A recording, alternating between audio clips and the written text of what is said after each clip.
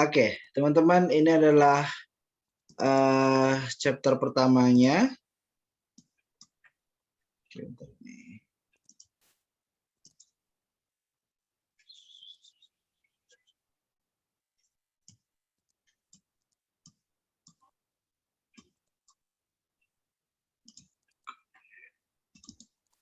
Oke, ini adalah chapter pertama. Di situ dikenalkan ya, ada pengantar tentang cyber PR. Cyber PR itu dulu disebut dengan EPR gitu ya, Electronic Public Relations ya, yang kekinian dinamakan atau diganti namanya, disebut namanya sebagai cyber PR ya. Ini dari Inggris. Kenapa diganti ke cyber PR dan Inggris ya? Teman-teman mungkin harus ingat, harus tahu bahwa Inggris adalah salah satu kota yang sekarang itu berkumpul seluruh humas di dunia, yaitu mempunyai sebuah perkumpulan namanya IPRA atau IPRA ya, International Public Relations Associations ya. Ini adalah organisasi kehumasan yang ada di Indonesia, di dunia gitu ya, yang isinya adalah orang-orang humas semua, orang-orang berkecimpung dalam dunia humas semua, dan salah satu kantornya adalah di Inggris. Jadi kenapa bahasanya menggunakan saran mereka gitu ya, karena ya mereka mempunyai mempunyai kekuatan dan mempunyai pengaruh yang sangat kuat gitu ya, karena mereka perkumpulan dari para humas-humas yang ada di dunia. Jadi awalnya disebut dengan APR, Electronic PR gitu ya, sekarang menjadi Cyber PR ya. Oke, Cyber PR adalah cara kerja humas secara online ya, itu yang tadi saya sampaikan dengan bahasa yang lain. Lalu, nah ini, mengapa harus ada Cyber PR? Mengapa harus ada cyber PR? Yang pertama, dengan adanya cyber PR, maka aktivitas PR itu akan bersifat real time, artinya bisa dilakukan dengan cepat. Karena kalau misalnya kita menggunakan PR menggunakan yang konvensional, bukan yang elektronik, maksudnya konvensional itu bisa bertemu langsung gitu ya, harus bertemu langsung dan sebagainya, maka yang terjadi adalah aktivitasnya tidak bisa dilakukan dengan cepat secepat kita menggunakan internet. Ya, kalau misalnya saya pengen ngomong sama teman-teman semua tanpa internet, tanpa Zoom dan sebagainya, ribet ngatur waktunya sekarang nih. Ada yang kerja, ada yang di jalan, ada yang di busway ini kayaknya, ada yang di kereta gitu ya, ada yang di rumah gitu dan sebagainya, ribet kan. Tapi kalau misalnya sekarang pakai internet, pakai Zoom dan sebagainya, kita masih bisa ngobrol, kita ada aktivitas gitu ya, yang bisa kita lakukan walaupun kita terpisah ruang, jaraknya gitu, ruang dan jaraknya gitu ya. Nah, termasuk juga dalam aktivitas-aktivitas yang dilakukan oleh seorang PR. Saat PR itu menjalankan tugas dan fungsinya, tidak bisa dilakukan dengan cepat kalau misalnya tidak menggunakan internet, karena salah satu keuntungan menggunakan internet adalah real time-nya tadi. Manfaat dari cyber PR adalah real time ya, bahwa waktunya itu atau komunikasinya itu bisa dilakukan dengan cepat. Yang kedua, komunikasinya konstan. Artinya disebutkan kenapa konstan, artinya stabil gitu ya. Karena internet itu tidak pernah mati, tidak pernah tidur, tidak pernah stop. Kecuali kita yang men-stop. Ya, yang stop itu orangnya. Kalau internet itu nggak pernah stop. Ya, yang stop itu karena kitanya pengen istirahat, yang stop itu karena kitanya nggak punya kuota dan sebagainya. Nah, saat kita menjalankan tugas dan fungsi kita sebagai seorang PR, kita membuat sebuah rilis misalnya, ya, komunikasi itu akan berjalan dengan konstan, akan berjalan dengan stabil, yang artinya di mana semua publik itu masih bisa mengakses kapanpun, dimanapun. Ya, tanpa harus menunggu humasnya siap mendengarkan atau tidak. Tapi kalau sudah pakai cyber PR, semua orang bisa berkomentar, menyampaikan pendapatnya dan sebagainya ya. Misalnya terkait tentang produk yang dikeluarkan oleh PR ya, seperti rilis misalnya, press release misalnya, press conference misalnya dan sebagainya. Yang ketiga, interaktif. Nah, dengan menggunakan adanya cyber PR ini memungkinkan komunikasi dua arah karena publik bisa memberikan feedback secara cepat ya, bisa memberikan feedback secara cepat karena kita tahu bahwa namanya interaktif artinya ada komunikasi dua arah di situ ya. Tadi saya contohkan kalau misalnya teman-teman sebagai seorang PR membuat rilis misalnya, lalu rilis itu disampaikan di IG misalnya, di IG perusahaan misalnya. IG perusahaan itu kan bagian dari cyber PR ya. Nah, publik lalu akan memberikan sebuah responnya, langsung merespon tanpa harus berbicara dulu, menyampaikan dulu kepada PR bahwa saya ingin memberikan sebuah saran, masukan, dan sebagainya. Yang keempat adalah no boundaries. Itu tidak ada batasan komunikasi dalam cyber PR. Artinya setiap orang itu bisa untuk menyampaikan pendapatnya terkait tentang produk-produk PR yang dikeluarkan saat kita mengeluarkan produk-produk tersebut melalui cyber PR. Yang kelima, multimedia. Jelas namanya kita menggunakan digital akan terkait dengan multimedia karena informasi yang disampaikan oleh cyber PR itu pasti menggunakan sendi-sendi multimedia ya, seperti tulisan, skrip gitu ya, lalu gambar, suara, bahkan audiovisualnya. Contoh tulisan. Tulisan itu contohnya misalnya caption dari perusahaan. Saat teman-teman menjadi seorang PR, maaf sebentar ya. Join apa satu-satu? Lo aja sih mau jodoh. Itu satu-satu mau gue tuh. Lo mulai dibagi tuh. Waktu yang ikannya si itu aja. Ini gimana judulnya? Nah ini semuanya langsung. Iya, itu ini kan gula, ini kopinya. Iya maksudnya langsung barengin.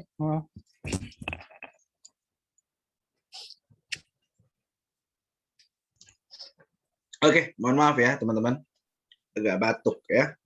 Oke, yang kelima, multimedia. Cyber PR menyajikan informasi seperti membuat tulisan atau skrip. Tadi saya contohkan misalnya teman-teman membuat rilis sebagai seorang PR. Rilis itu disampaikan di IG ya, dan IG tersebut namanya IG kan ada caption ya.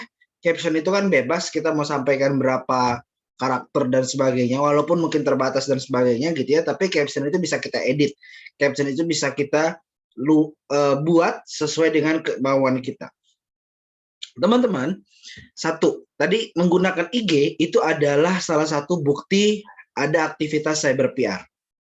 Saat rilis disampaikan melalui IG, ya, sekarang di semua perusahaan, hampir di semua perusahaan itu banyak sekali perusahaan-perusahaan yang memang menyiapkan, ya, perusahaan-perusahaan yang menyiapkan ruang gitu ya, atau menyiapkan satu divisi khusus yang mengatur tentang itu. Misalnya admin sosial media atau sosial media spesialis. Itu biasanya masuk dalam bagian PR atau bahkan itu orang PR sendiri yang menjalankannya, yang mengoperasikannya, yang menjadi adminnya dan sebagainya. Nah, saat kita akan berada di posisi itu, kemungkinan kita akan ngurusin media sosialnya perusahaan, maka kita harus mempunyai kemampuan untuk menulis, membuat skrip yang baik. Skrip tentang apa ya? Skrip tentang cara teman-teman menyampaikan informasi tentang perusahaan secara singkat, jelas, dan padat. Ya, singkat, padat, dan jelas gitu ya. Caption itu kan nggak boleh bertele-tele gitu ya. Gimana teman-teman membuat caption yang menarik? Kalau saya gini, salah satu bentuk latihannya ya, ini teman-teman masih kuliah, nanti teman-teman akan lulus gitu ya. Salah satu yang teman-teman lakukan adalah hal demikian. Salah satu latihan yang bisa dilakukan adalah teman-teman melatih mulai dari sekarang menggunakan media sosial pribadi. Misalnya IG-nya gitu ya, teman-teman yang aktif di IG atau teman-teman yang aktif di Twitter dan sebagainya gitu ya, coba untuk mengukur kemampuan kita menuliskan skrip yang menarik, apapun itulah ya. Kalau misalnya terkait tentang kantor ya berarti produk-produk kantor gitu ya, produk-produk perusahaan gitu nanti gitu ya. Tapi kalau misalnya ini kan pribadi nih, coba deh untuk mengukur indikator, ini latihan aja ya. Mungkin juga nanti suatu saat saya minta untuk jadikan tugas gitu ya. Ini riset pribadi ya, riset pribadi. Coba nanti teman-teman buat caption di IG, caption di media sosial kalian. Tweet kayak caption apapun dan sebagainya gitu ya. Teman-teman buat sebuah caption, teman-teman lihat berapa orang yang suka sama caption kalian. Ini captionnya nggak harus yang resmi banget ya. Ini caption apapun lah gitu ya. Caption yang menarik dan sebagainya gitu ya. Nah, teman-teman lihat captionnya saat teman-teman membuat sebuah caption, teman-teman akan dinilai atau mempunyai kemungkinan mempunyai kemampuan untuk menulis skrip yang baik kalau misalnya salah satu caption kita atau beberapa caption kita, kalau kita buat caption banyak yang nge-like, banyak orang yang setuju dan sebagainya. Nah itu mungkin bisa menjadi indikator latihan saja lah, gitu ya. Latihan saja kalau misalnya nanti suatu saat kita menjadi seorang PR, kita udah nggak terbiasa, kita sudah terbiasa lagi kalau misalnya untuk menulis skrip yang bagaimana sih menarik perhatian orang tuh kayak gimana sih? Oh, gue udah biasa di IG gue semua orang tuh tertarik sama gue, pengen kenal sama gue, pengen tahu aktivitas gue dan sebagainya gitu ya. Mungkin di antara teman-teman di sini ada yang menjadi seorang selebgram gitu ya, YouTuber kan, saya nggak tahu ya, kalau di kamera kan serius-serius belajar gitu ya, tapi kan di belakang kamera nggak tahu ya kalau misalnya mempunyai keahlian khusus gitu ya.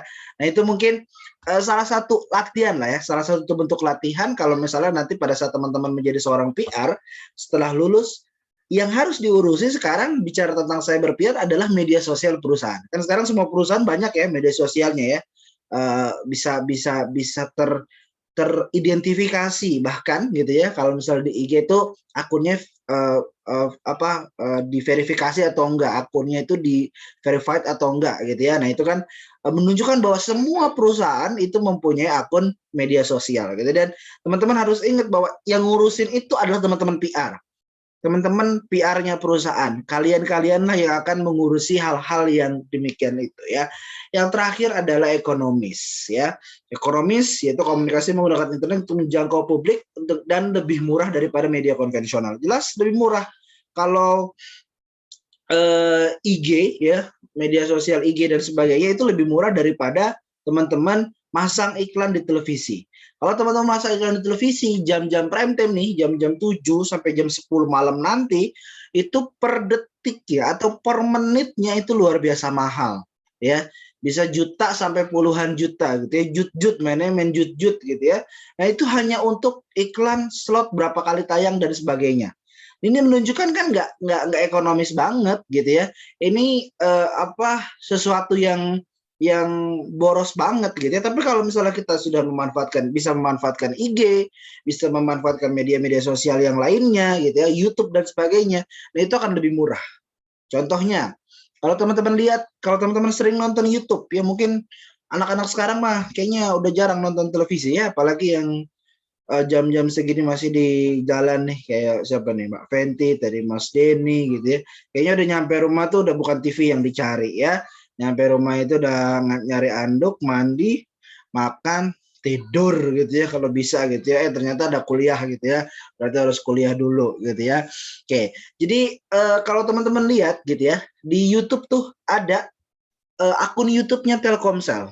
Akun YouTube-nya Telkomsel itu bikin talk show sendiri, bikin acara sendiri, dia meng-hire artis sendiri gitu ya untuk menjadi host dalam acara tersebut gitu ya. Kalau nggak salah itu Surya, Dita ya, dan Marcel ya, Marcel Komika itu ya, itu ada tuh. Nah itu Telkomsel buat sendiri, itu media dia sendiri, media YouTube dia sendiri, dia buat talk show-nya. Bayangin kalau misalnya itu Telkomsel menjadi sponsor acara talk show itu di televisi, berapa tuh yang harus dikeluarkan sama Telkomsel? Jauh pasti perbedaannya saat dia buat media sendiri di YouTube, menggunakan media dia sendiri, dengan dia menjadi sponsor dari sebuah acara di televisi dan sebagainya. Nah itu apa yang dimaksud dengan ekonomis ya. Sosial media cyber PR, Instagram tadi ya contohnya sudah saya sampaikan, Facebook ya. Mungkin Facebook sekarang sudah menggeliat lagi ya. Kalau dulu mungkin udah nggak dimainin gitu ya. Kalau Facebook karena ada Instagram gitu ya, karena Facebook sama Instagram juga adik kakak gitu ya, sama-sama juga gitu ya yang ngurusin. Dan yang ketiga Twitter ya, mungkin Twitter nih. Kalau Twitter sekarang salah satu strategi dari PR juga adalah memainkan pagar atau memainkan tagar ya, hashtag dan sebagainya. Itu untuk memberikan menempatkan produk perusahaan itu di benak konsumen secara cepat ya, bermain dengan tagar gitu ya. Pagi-pagi ternyata tagarnya udah banyak banget gitu ya, tagar misalnya Shopee atau Tokopedia 99 sel gitu ya, apa dan sebagainya gitu ya. Nah itu salah satu bentuk sosial media yang dilakukan oleh seorang PR ya, memanfaatkan sosial media yang dilakukan oleh seorang PR. Nah, di yang selanjutnya itu terkait tentang implementasi dari kegiatan cyber PR ya, yang pasti saat kita bicara implementasi pelaksanaan dari cyber PR itu adalah yang pertama yang paling penting adalah publisitas. Publisitas itu artinya kita menyampaikan itu kepada publik ya. Kita mempublish, kita men-showkan kepada publik, ini loh konten saya, ini loh bentuk promosi saya, inilah bentuk berita saya, informasi yang saya berikan dan sebagainya. Selanjutnya jenis cyber PR ada berita ya, buat berita ya. Seorang PR harus bisa buat berita, makanya kenapa teman-teman belajar tuh waktu di awal-awal teman-teman belajar dasar-dasar jurnalistik ya, 5W 1H-nya itu, karena teman-teman nanti suatu saat harus mampu membuat sebuah berita. Berita apa? Berita yang menarik gitu ya. Dan teman-teman ingat juga mungkin berita yang salah satu prinsip berita itu kan the bad news is good news. Berita buruk adalah berita baik. Artinya berita buruk itu kenapa berita baik? Karena berita buruk itu akan lebih sering dicari sama orang, akan lebih sering dibaca sama orang. Makanya sekarang kalau misalnya berita itu kan ada yang namanya clickbait ya. Ada judul-judul clickbait ya. Isinya apa gitu ya, tapi judulnya bombastis gitu ya, mencengangkan, tidak disangka artis papan atas dulu sekarang kenyataannya begini gitu ya, padahal nggak apa-apa, dia kenyataannya aman-aman aja, masih kaya juga gitu ya, tapi judulnya begitu, judulnya seakan-akan kasihan banget gitu ya, jualan baju misalnya, padahal dia jualan bajunya di butik dia gitu ya. Itu kan akun apa sekarang di dalam dunia pers gitu ya, ada berita-berita yang menggunakan judul-judul clickbait seperti itu gitu ya. Nah itu juga teman-teman harus mampu untuk membuat hal yang demikian. Publikasi gitu ya, membuat berita, menyampaikan informasi atau kegiatan untuk sebuah perusahaan. Dan yang terakhir yang C adalah public relation konvensional. Artinya kegiatan-kegiatan PR secara konvensional, bertemu, tatap muka, secara langsung, itu tetap menjadi sebuah kebutuhan. Sekalipun teman-teman banyak menjalankan aktivitas PR-nya menggunakan cyber PR, menggunakan internet. Tapi public relations konvensional itu tetap harus dilakukan. Gitu ya, jangan sampai dilupakan public relation konvensionalnya gitu ya, karena tetap saja ada hal-hal yang tidak bisa didapatkan. Ada hal-hal yang tidak bisa didapatkan saat kita melakukan aktivitas cyber PR dibandingkan kita melakukan aktivitas PR konvensional gitu. Oke. Itu mungkin teman-teman yang ada di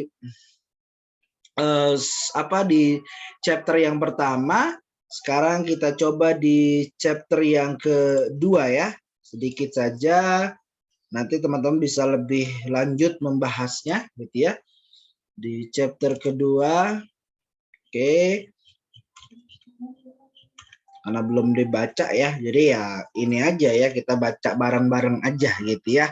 Oke, chapter kedua ini bicara terkait tentang perspektif ya, bahwa PR on the net ya, PR menggunakan internet, PR menggunakan dunia digital, itu adalah sebuah perspektif baru dari Humas. Artinya ini sebuah pandangan baru, ini sebuah pengalaman baru, ini sebuah cara yang baru, bagaimana PR dapat menjalankan tugas dan fungsinya menggunakan internet gitu ya. Salah satunya yang disampaikan oleh Holtz mengatakan bahwa kebanyakan aktivitas public relations dalam internet masih terbatas pada penggunaan media satu arah dari atas ke bawah untuk menerbitkan informasi, masih menggunakan formula komunikasi massa yang tradisional, artinya konvensional tadi gitu ya. Ditambah lagi banyak perusahaan yang belum mengadopsi internet sebagai media PR atau perusahaan. Jadi Holtz lebih menyoroti gitu ya, masih banyak perusahaan-perusahaan yang belum menggunakan cyber PR dalam segala aktivitasnya gitu ya. Oke, ini nanti bisa teman-teman baca. Nah, beberapa hal yang sekiranya bisa dilakukan oleh PR dalam aktivitasnya di cyber PR. Yang pertama, seorang PR harus mampu menyadari bahwa khalayaknya, bahwa khalayak atau publiknya dapat mengakses semua rilis atau news release, press release atau news release yang dikirimkan melalui internet dan atau server. Artinya begini, kalau misalnya teman-teman menjadi seorang PR, kita menjalankan aktivitas cyber PR, teman-teman ingat bahwa oke, cyber PR menggunakan internet berarti bisa dong rilis tidak harus ke media. Kalau biasanya press release kan kita telepon media ya. Kita sebagai orang humas, kita punya hubungan baik sama media, kita telepon sama medianya. Bro, gua ada rilis nih. Misalnya bahasanya nggak harus formal-formal banget, karena salah satu tips juga biar aktivitas kita sebagai seorang PR itu lancar, kita mempunyai hubungan yang baik sama jurnalis, sama teman-teman dari wartawan. Artinya kita mempunyai hubungan personal, ya kita dekat sama mereka, sering ngobrol, sering nongkrong, sering komunikasi dan sebagainya yang mungkin tidak terkait tentang pekerjaan. Jadi kalau misalnya ada rilis yang harus dikeluarkan, tinggal telepon aja, bro, gue mau ngirim rilis ya, email tolong dibaca, tolong dilihat, tolong dinaikin gitu ya, tolong di-up dan sebagainya. Itu bahasa-bahasa yang akan kita temukan gitu ya, dan yang kita butuhkan gitu ya. Makanya teman-teman harus punya hubungan personal yang baik dengan teman-teman dari jurnalis. Yang kedua, publik dapat mengakses press release yang sudah di-upload atau yang sudah disampaikan melalui internet, yaitu pasti menggunakan website. Bicara internet pasti bicara website gitu ya. Sekarang banyak sekali perusahaan yang sudah menampilkan rilis di website. Semua perusahaan yang punya website pasti ada salah satu fitur atau satu menu yang menggambarkan ini rilis dari perusahaan gitu ya. Yang ketiga, PR membuat mailing list. Apa itu mailing list? Mailing list adalah perangkat elektronik untuk menyebarkan press release kepada publiknya melalui kotak email. Kalau di sini pengalaman saya gitu ya, kalau di sini ada teman-teman yang menggunakan first media gitu ya. Nah itu kan kalau teman-teman ngasih emailnya gitu ya, kan pasti ngasih email ya, teman-teman akan dikirimin nih berita-berita ya, informasi-informasi ya, ataupun apa dan sebagainya, promo dan sebagainya oleh first media gitu ya, secara berkala. Setiap bulan tuh teman-teman pasti ada tuh ya e-magazine-nya mereka ya, majalah elektronik mereka yang dikirimkan melalui email teman-teman semua gitu ya. Oke, ini nanti bisa teman-teman baca selanjutnya. Nah, saya lebih menitik beratkan kepada prinsip cyber PR. Teman-teman, prinsip cyber PR yang pertama adalah yang harus dilakukan, harus diperhatikan oleh teman-teman PR adalah bentar. Nah, ini ya, bahwa saat kita bicara tentang prinsip PR, ya sebuah persepsi yang baru dari seorang PR yang pertama adalah kompetensi. Artinya teman-teman harus punya skill untuk bisa memanfaatkan media sosial.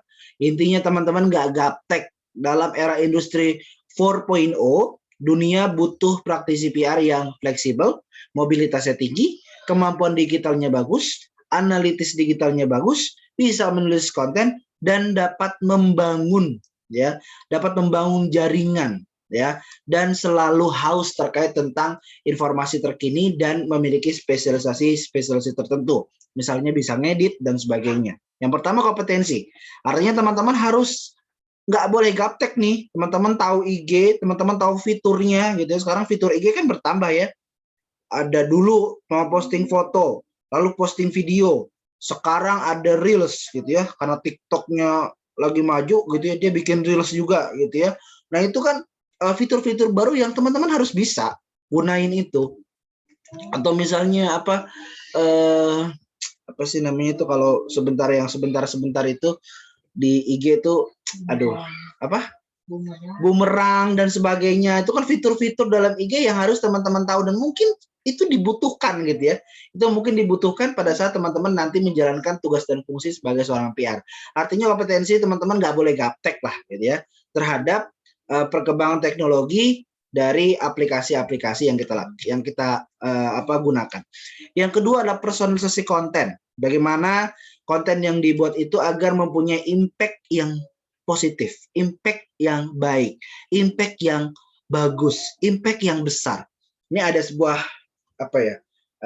prinsip, ada sebuah kalimat, no one size fits all message. Tidak semua orang itu mampu untuk menerima, tidak semua pesan itu bisa satu frekuensi dan sebagainya.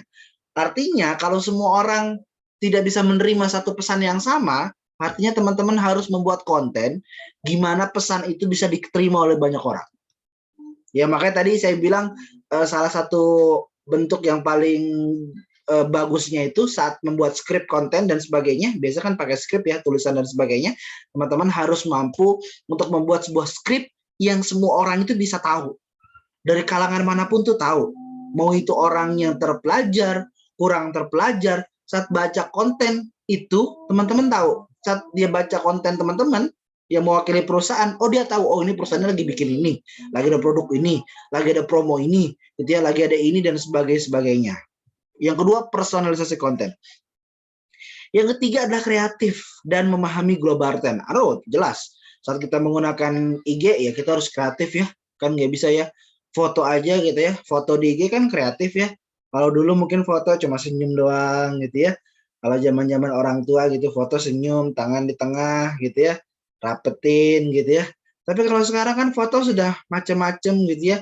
Kalau zaman dulu fotonya yang matanya ke atas gitu ya, katanya alay juga gitu ya, itu kan bentuk kreativitas gitu ya, walaupun banyak orang nggak setuju dan sebagainya gitu, tapi itu gimana pun itu bentuk sebuah kreativitas.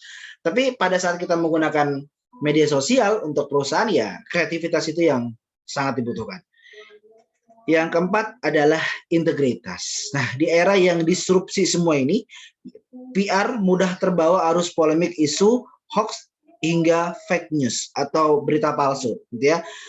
PR harus tetap memiliki tata kelola yang bagus, akuntabel, transparan, dan menjawab bukan hanya kebutuhan stakeholder, tapi juga seluruh warga. Artinya gini, integritas teman-teman mampu untuk menjadi katalisator. Teman-teman mampu untuk menjadi penghubung dari perusahaan kepada publiknya. Saya mau kasih contoh. Kalau misalnya teman-teman anggota sebuah produk atau bukan anggota konsumen sebuah produk, lalu teman-teman protes nih, ya misalnya saya perusahaan gitu ya, di sini misalnya siapa nih, Elma, Umu, dan Bu Ani itu misalnya PR-nya saya, ya itu misalnya PR-nya saya, PR perusahaan saya. Teman-teman yang ada di sini yang lain itu adalah konsumen saya. Lalu teman-teman nggak setuju atau kurang puas dengan produk saya. Lalu teman-teman kan protes nih di IG gitu ya. Bisa di komenan, bisa di DM, dan sebagainya. Saat teman-teman protes seperti itu, jawaban dari admin saya, PR saya, Bu Ani, Umu, sama Elma, itu jawabannya pakai jawaban yang formal. Jawaban yang standar. Kritik dan keluhan Anda telah kami terima, nanti akan kami tindak lanjuti. Semua keluhan dijawabnya begitu. Ya. Dijawabnya begitu. Pakai bot gitu ya, ibaratnya gitu ya, pakai kalimat-kalimat bot kayak begitulah ya. Tinggal copy paste doang gitu ya. Tentu publik ya, teman-teman yang lain akan merasa ini niat nggak sih jawabnya? Ini ngasih pelayanan niat nggak sih gitu ya. Nah, itu menunjukkan admin media sosialnya atau perusahaannya itu belum mempunyai integritas. Kalau teman-teman PR-nya jangan kayak begitu. Bilangin sama adminnya, ya udah ada interaksi dong antara antara kamu sebagai seorang admin dengan publiknya. Kalau dia jawab atau dia nanya, dia kritik terkait tentang sebuah produk, ya kalian jawab gitu ya. Walaupun jawabnya mungkin tidak bisa terlalu detail gitu ya, bisa kita alihkan ke DM-nya gitu ya, bisa kita lebih jelaskan di DM dan sebagainya. Nah, itu bicara tentang integritas. Artinya nanti saat bicara tentang dunia sosial media spesialis gitu ya, sekarang lagi marak sekali gitu ya. Dan ini ruangnya teman-teman untuk bisa berkreasi, membuat sebuah membuat sebuah strategi yang bagaimana penggunaan sosial media tersebut bisa berdampak positif ya, bisa berdampak positif terhadap kemajuan perusahaan gitu teman-teman. Oke, sudah ya, sudah capek gitu ya, udah banyak ya, 2 slide langsung ya, 2 chapter. Saya bantu teman-teman baca, nanti teman-teman bisa lanjutkan atau dibaca lagi gitu ya. Tapi kurang lebih itulah yang ada di chapter pertama dan yang ada di chapter kedua. Itu mungkin teman-teman dari saya. Mudah-mudahan bisa dipahami. Ada pertanyaan? Mau nanya dong Pak, Boleh. Eh, kalau untuk sekarang kan orang kenapa ya lebih cenderung kalau lihat berita itu sumbernya dari TikTok gitu Pak, kayak teman saya contohnya.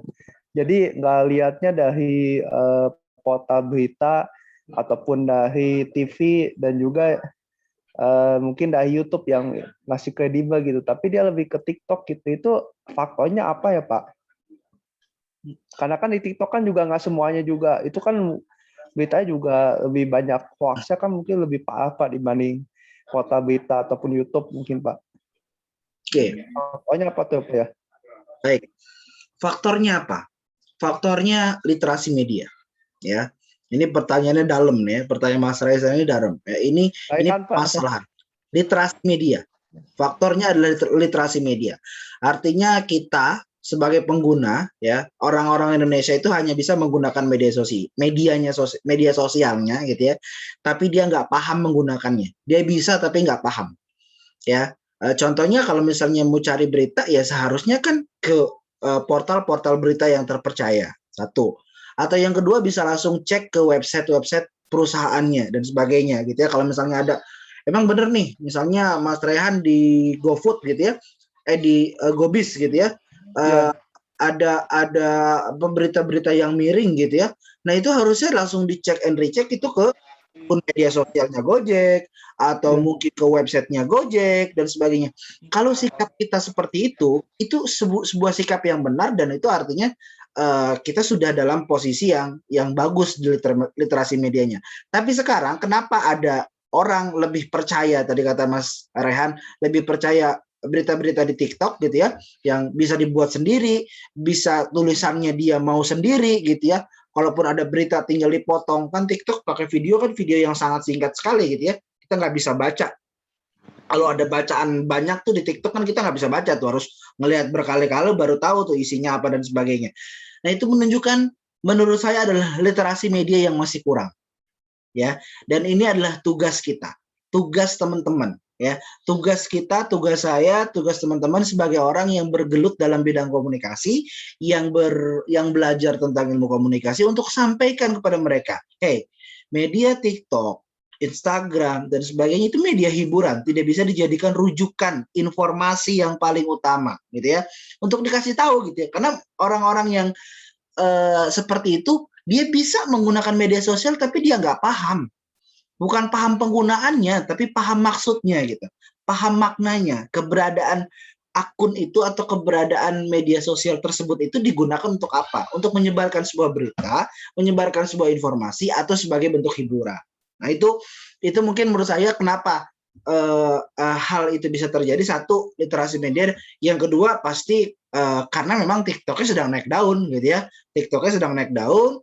Kalau nanti TikToknya nggak naik daun ya nggak bakal dijadikan rujukan juga deh gitu ya. Kalau teman-teman ingat kan dulu waktu TikTok pertama kali muncul gitu ya, Mas Bowo Alpenliebe ya kalau ingat ya, Bowo itu ya, saat Bowo memperkenalkan TikTok, oh semua orang atau mungkin di antara teman-teman ada yang ikut menghina juga gitu. Allah ini gitu ya. Nggak lama ya Bowonya udah nggak main TikTok, yang menghina ikutan main juga gitu ya, malah seringan main daripada Bowonya gitu ya. Ini menunjukkan orang Indonesia itu gampang terpengaruh ya, gampang kaget gitu ya, gampang peduli, gampang kagum gitu ya. Dan ini menunjukkan kalau dengan sikap yang disampaikan oleh Mas Rehan tadi, yaitu menurut saya adalah literasi medianya yang masih kurang baik gitu ya. Budaya literasi, baik itu literasi membaca atau literasi media, itu harus kita benahi bersama-sama dan itu tugas kita bersama. Gitu Mas Rehan. Siap Pak, makasih Pak penjelasannya. Sama-sama, terima kasih Mas Rehan.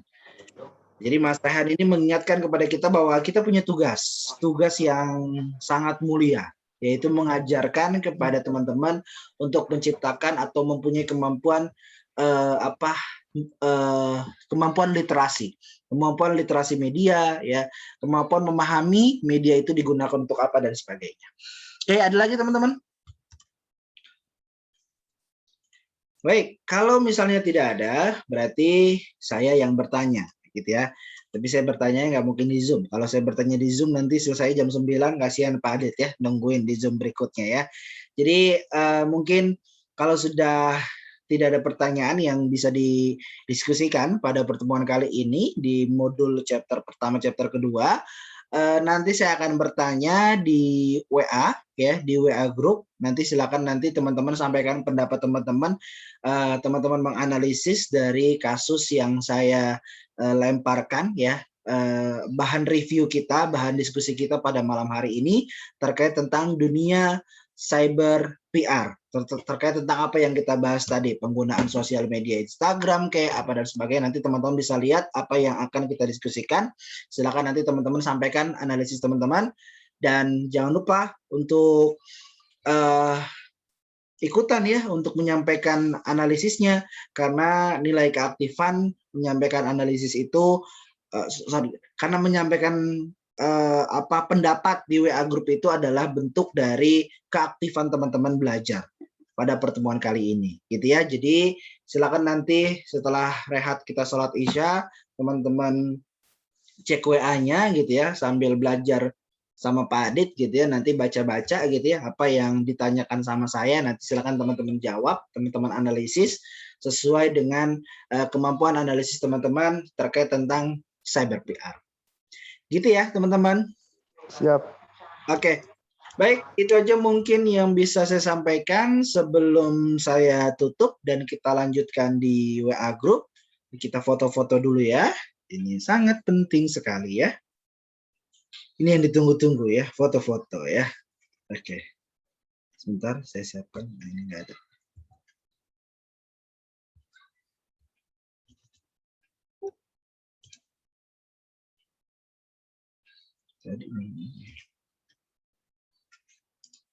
Oke, sudah on cam semua ya. Oke, Mas Ade, Mas Faisal belum bisa. Oke, biarin.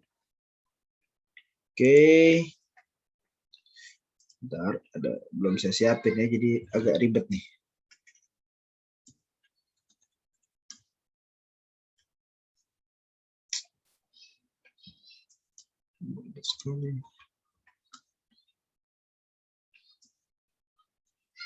Oke, teman-teman. 1, 2, 3. Oke, satu kali lagi pakai salam komunikasi boleh ya? Oke, 1, 2, 3. Oke, baik teman-teman. Itu mungkin pertemuan kita di pertemuan kedua. Nanti untuk pertemuan keempat kita alihkan di pertemuan kelima ya, biar tidak bentrok sama waktunya Pak Adit dan kita bisa lebih leluasa. Waktunya juga lebih enak, lebih luas gitu ya. Teman-teman sudah bisa atau sudah berada di rumah semua mungkin ya. Mudah-mudahan biar lebih kondusif ya belajarnya. Oke, baik, itu aja teman-teman. Untuk hari ini mudah-mudahan apa yang disampaikan bermanfaat ya. Ada ilmu yang tambahan buat teman-teman, referensi terkait tentang ilmu komunikasi, khususnya tentang humas atau lebih spesifik terkait tentang cyber PR. Itu aja yang bisa saya sampaikan. Terima kasih atas partisipasinya, luar biasa semangatnya sambil kerja, ada yang sambil jalan, ada yang sambil naik bis, ada yang sambil naik kereta, tapi tetap belajar. Itu luar biasa. Saya nggak pernah belajar kayak kalian tuh, nggak pernah ya. Belajar saya tuh ya udah emang ada waktunya aja gitu ya. Kalau naik bis, oh males banget gitu ya ikut belajar. Tapi ini enggak, ini luar biasa ya. Salut ya. Oke, baik, itu aja teman-teman. Sekali lagi terima kasih. Sehat-sehat selalu. Kita ketemu lagi di pekan berikutnya, di tatap muka online berikutnya. Sekian dari saya. Assalamualaikum warahmatullahi wabarakatuh. Waalaikumsalam warahmatullahi wabarakatuh. Makasih. Makasih, Pak. Sama Mas Rehan. Makasih, Pak. Ya, sama-sama Mas Supri. Terima kasih, Pak. Ya, sama-sama Bani. Terima kasih Mas Dini. Izin live ya, Pak. Mangga, silakan. Ya, silakan Pak.